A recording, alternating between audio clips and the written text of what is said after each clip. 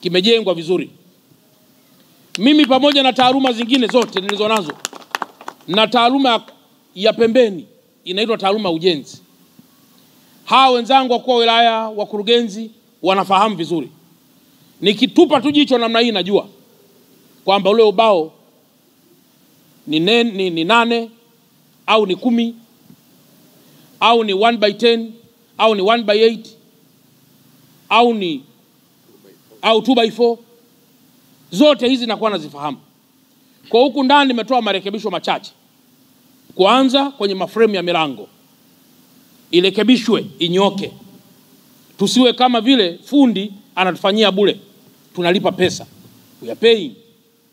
Kwa fundi alipe, atengeneze vizuri mwenyewe. Lakini mahali pengine ni mahali pachache pa vifaa vya maji, kwenye sehemu za maungio na vitu vinginevyo.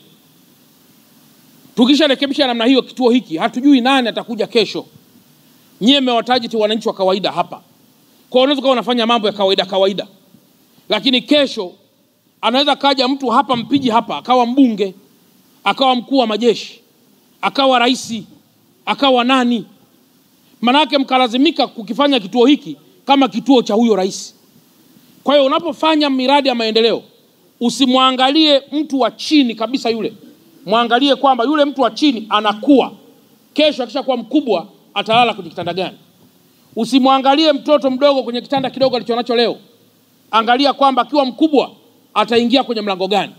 Kwa maendeleo unayoyafanya yawe kwenye projection ya miaka mingi mbele. Ukiweka vitu vya hovyo leo, maana yake jengo letu litachaka. Mwisho yatakuwa ni matusi kwa rais, matusi kwa viongozi wa wilaya kwamba tumekula pesa badala ya kufanya vitu vyenye tija. Kwa hiyo ili kumwakilisha vizuri sana Mheshimiwa Rais, tunapaswa kufanya kazi nzuri na kituo hiki. Mheshimiwa Mkuu wa Wilaya pamoja na mkurugenzi na meya mlioko hapa, kwa kweli kiishe mapema iwezekanavyo, ili wale watu waliotamkwa na meya na wale watu waliotamkwa na Mheshimiwa diwani idadi yao watibiwe hapa kwa haraka.